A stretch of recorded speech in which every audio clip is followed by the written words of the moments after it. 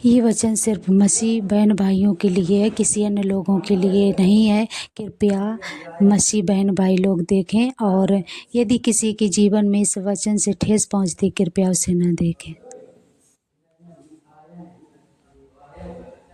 The Lord, hallelujah. प्रभु के नाम में सभी बहन भाइयों को जय मसीह की। और परमेश्वर में आप सब लोग कैसे हैं? हम विश्वास करते आप लोग अच्छे होंगे, स्वस्थ होंगे, और प्रभु ने आप सबको संभाला होगा, इसलिए परमेश्वर का बहुत बहुत धन्यवाद। आइए हम परमेश्वर के वचन से देखेंगे, क्योंकि ये पवित्र शास्त्र हमें अगुवाई करता है और आत्मिक जीवन को हमारे बढ़ाता है कि हम आत्मिक जीवन में कैसे जिएं।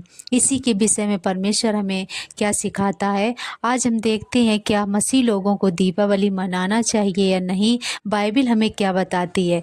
क्योंकि यदि हम परमेश्वर के वचन को देखेंगे तभी हम समझ पाएंगे कि सच में हमें करना है या नहीं करना है। क्योंकि वचन हमें प्रेरणा देता है, और वचन ही हमें सिखाता है, समझाता है, और आत्मिक जीवन में आगे बढ़ाता है। तो आइए हम परमेश्वर के समीप जाएंगे और परमेश्वर के शास्त्र से कुछ बातों को सीखेंगे।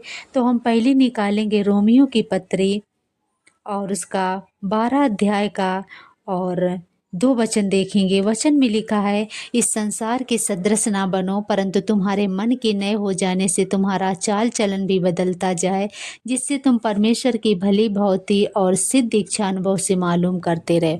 यहाँ पर परमेश्वर का वचन हमें बताता है, क्योंकि संसार में जो हम देखते हैं बहुत सारी व्यवस्थाएं हैं, बहुत सारे नियम हैं, बहुत सारी चीज़ें हैं, लेकिन हमें क्या फॉलो करना है और क्या नहीं करना है। तो यहाँ पर वचन हमें स्पष्ट बताता है। आप वचन पर ध्यान दीजिए। यदि आप परमेश्वर और विश्वास करते हैं तो पहले आप वचन से सीखिएगा कि हमें क्या करना क्या नहीं करना है। तो यहाँ पर वचन में लिखा है, संसार के सदृश ना बनो, परंतु तुम्हारे मन के नए हो जाने से तुम्हारा चाल चलन भी बदलता जाए। यदि आपने मन का नया कर लिया है, प्रभु को आपने अपना आधार मान लिया है और अपने चाल चलन को आपने नहीं बदला है, तो सच में परमेश्वर आपके जीवन में काम नहीं कर सकता।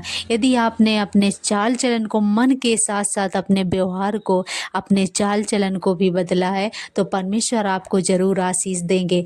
आइए और भी आगे वचन को हम सीखेंगे, क्योंकि वचनों के द्वारा ही हम समझ सकते हैं कि प्रभु क्या चाहता है और परमेश्वर की कौन सी उम्मीदें हैं। प्रभु, क्योंकि परमेश्वर ने जब आदम और हव्वा को बनाया तो परमेश्वर चाहते थे कि वो उनके साथ साथ रहे, और वो साथ साथ रहता था। प्रभु खुद मिलने आता था और ठंडे के समय में, और परमेश्वर से वो लोग बातें करते थे। लेकिन जब आदम ने पाप किया और परमेश्वर की आज्ञा का उल्लंघन किया तो परमेश्वर से दूर हो गए, और इतनी दूरी हो गई कि वो परमेश्वर के पास फिर कभी नहीं जा सकते थे। इतनी दूरियां परमेश्वर में और मानव जात में हो गई। तो जब हम परमेश्वर के समीप आते हैं, यदि फिर भी हम अपने व्यवहार को, अपने चाल चलन को नहीं बदलेंगे, तो हमारे बीच में बहुत सारी दूरियां हो जाती हैं। तो और भी आगे हम देखेंगे प्रभु हमें क्या बताता है और क्या समझाता है।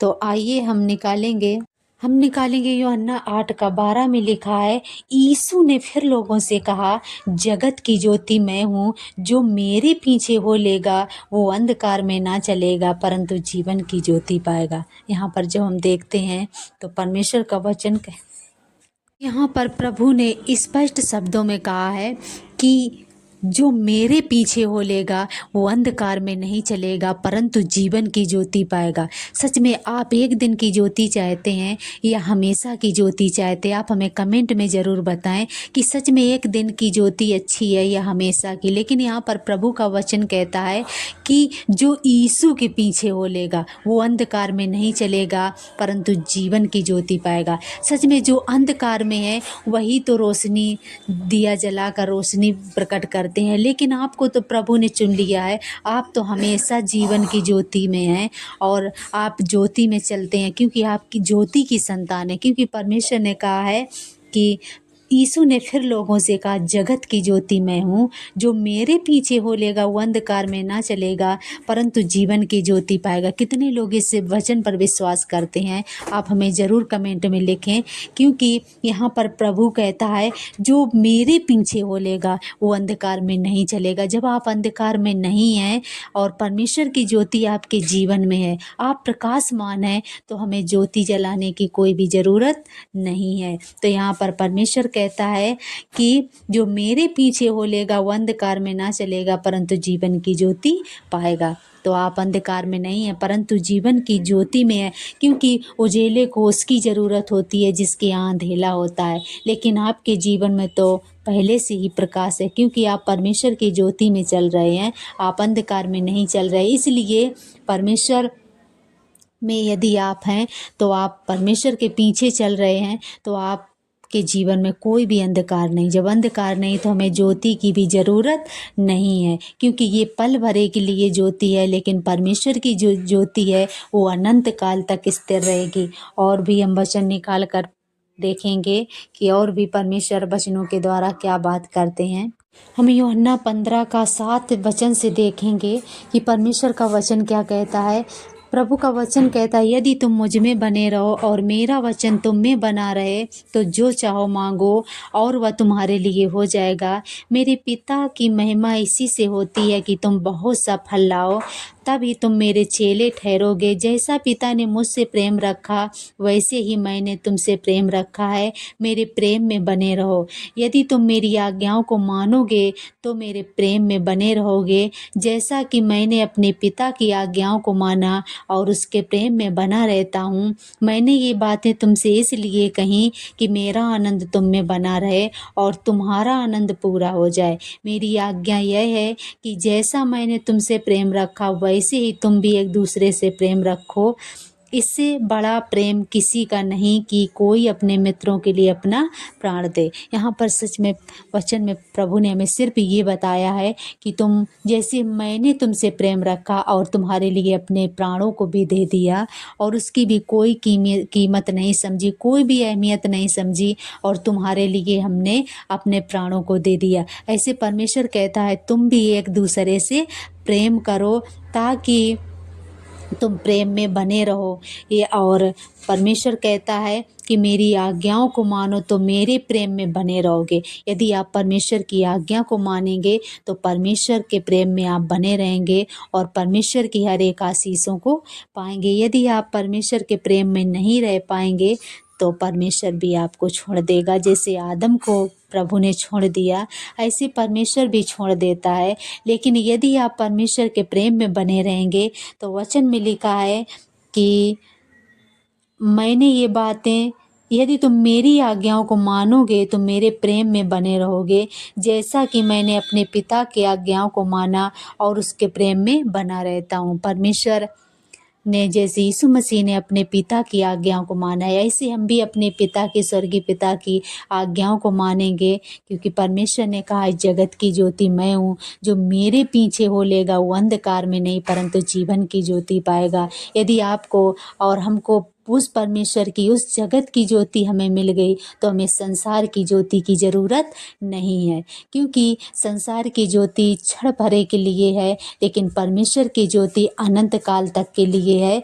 तो हमें उस परमेश्वर की ज्योति में सदा सर्वदा चलना है और परमेश्वर इन वचनों से आप सबको आशीष करेगा और आपकी हर एक इच्छाओं को पूरा करेगा। आइए हम परमेश्वर के समीप जाएंगे और प्रभु से प्रार्थना करेंगे। हमारे स्वर्गीय पिता, एक बार फिर से हम आपके मध्य में आते प्रभु जी, क्योंकि आप महान है, आप जीवित है प्रभु जी। आपका वचन कहता है सच्ची ज्योति जो हर एक मनुष्य को प्रकाशित करती है वो जगत में आने वाली थी लेकिन जगत ने उसे नहीं पहचाना। सच में परमेश्वर, और आपने कहा है जिन्होंने आपकी ओर दृष्टि की उन्होंने ज्योति पाई और उनका मुंह कभी काला ना होने पाया। सच में परमेश्वर, जो प्रभु आपकी ओर ताकते हैं प्रभु जी, और परमेश्वर पिता प्रभु इस संसार ने उनको नहीं पहचाना, लेकिन प्रभु जिन बहन भाइयों ने परमेश्वर आपको जाना है, पहचाना है प्रभु, उनके जीवन में क्या दुख है समस्या में नहीं पता, लेकिन आप तो जानते हैं प्रभु जी, क्योंकि आपने उन्हें चुना है प्रभु। आपने परमेश्वर इस कीचड़ में से निकाल कर उन्हें चट्टान पर खड़ा किया है प्रभु।